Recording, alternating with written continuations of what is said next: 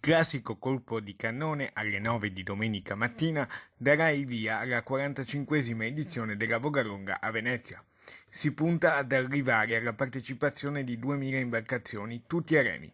Sono già rappresentate 33 nazioni provenienti da tutti e 5 i continenti. Abbiamo per ora raggiunto le 1950 imbarcazioni con circa 7400 partecipanti, confidiamo che si aggiungano all'ultimo momento gli ultimi ritardatari e di arrivare quindi ai numeri delle passate edizioni, assestandoci attorno alle 2000 imbarcazioni. Il ricordo del fondatore e ideatore della manifestazione Ermenegildo Lallo Rosasalva.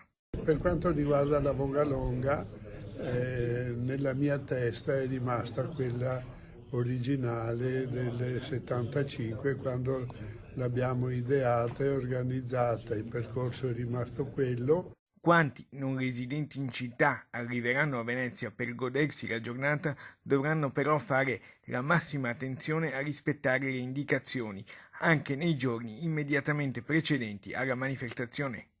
Ci sarà grande severità e vigilanza, come ha ricordato il consigliere delegato alle tradizioni Giovanni Giusto. Non pensate di arrivare a Venezia esclusivamente per divertimento.